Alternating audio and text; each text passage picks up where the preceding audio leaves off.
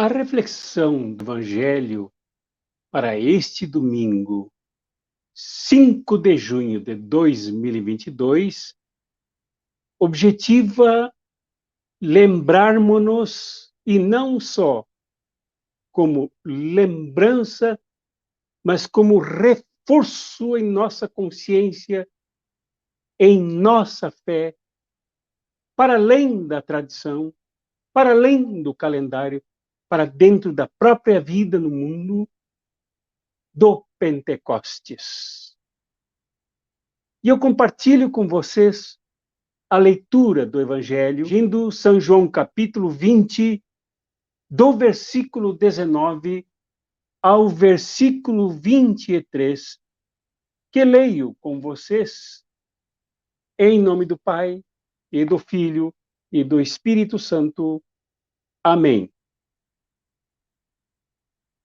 Ao anoitecer daquele dia, o primeiro da semana, estando fechadas, por medo dos judeus, as portas do lugar onde os discípulos se encontravam, Jesus entrou e, pondo-se no meio deles, disse: "A paz seja convosco."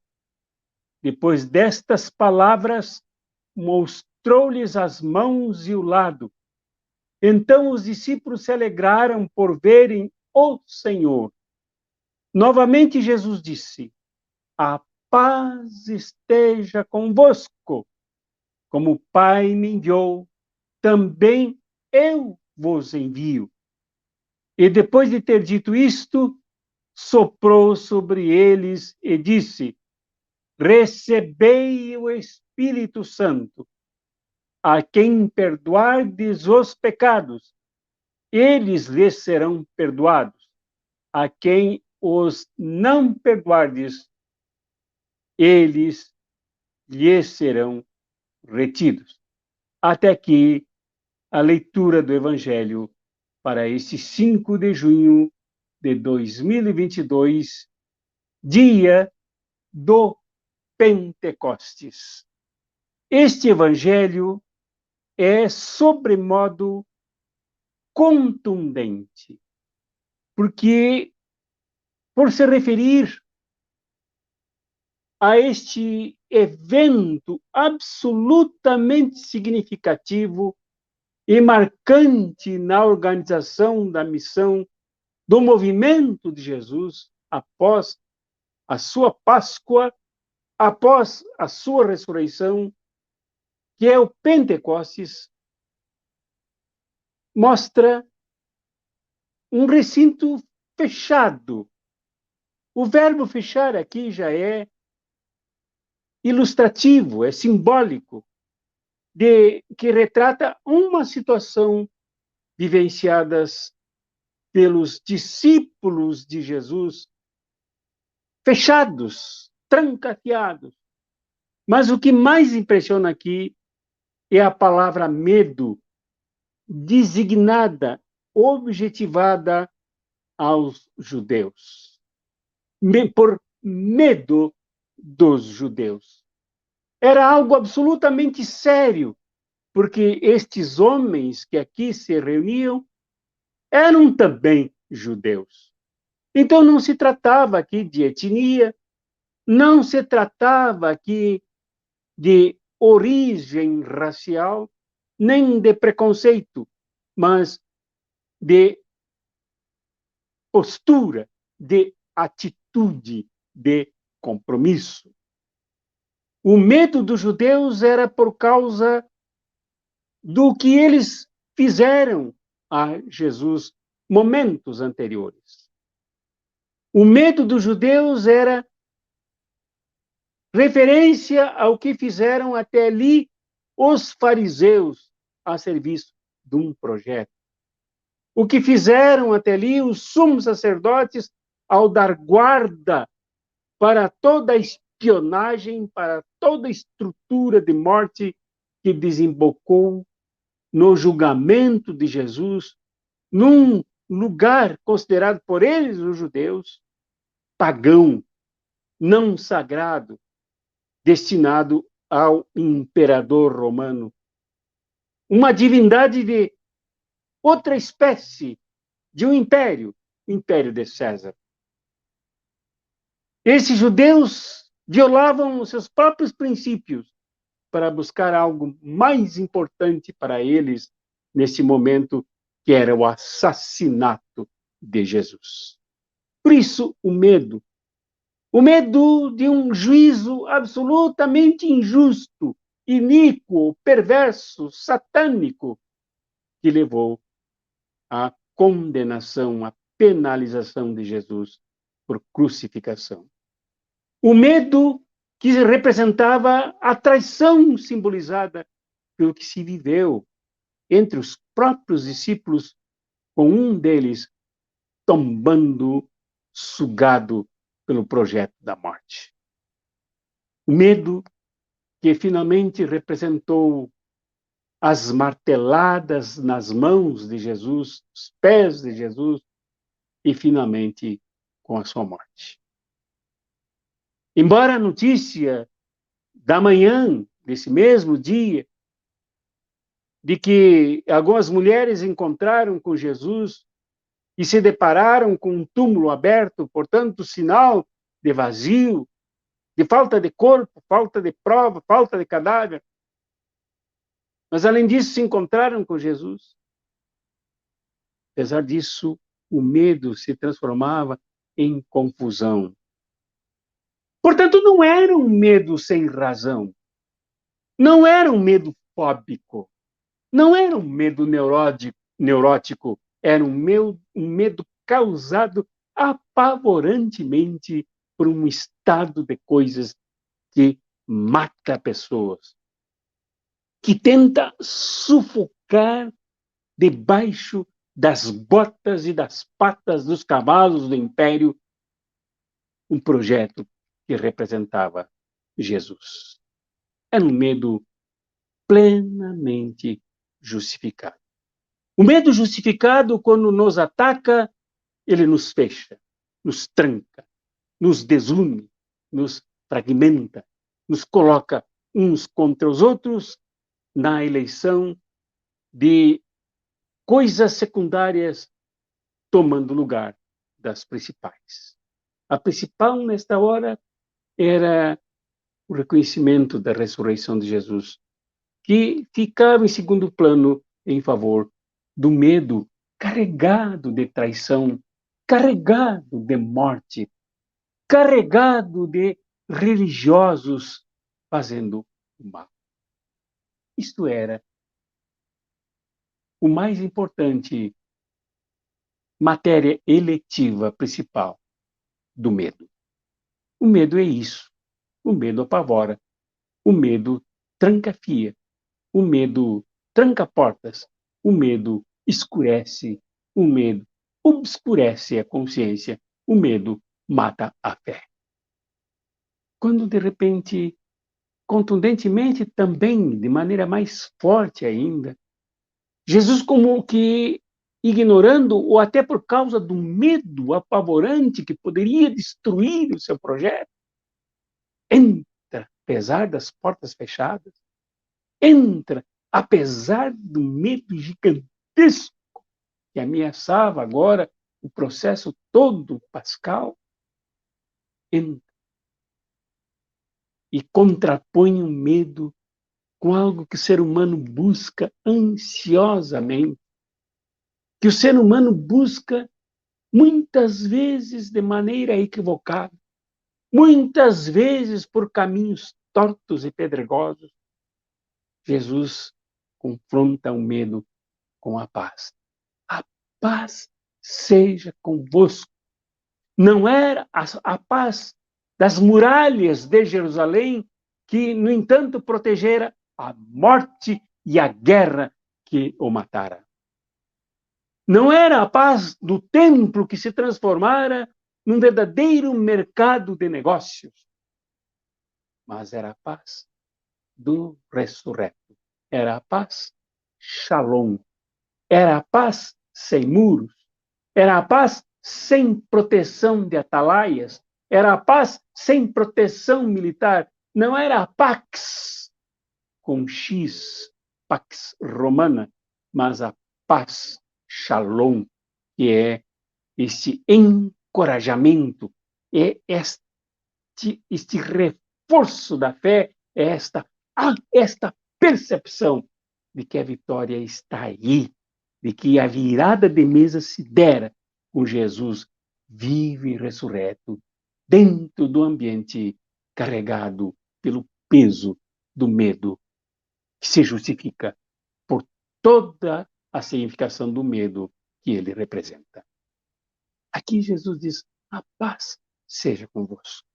A paz buscada, mas que não é alcançada assim por um simples gesto, seja litúrgico, seja do próprio Jesus falando, mas a paz que ele deseja, que ele compartilha com seus discípulos, passa pela demonstração das mãos e do lado feridos de Jesus.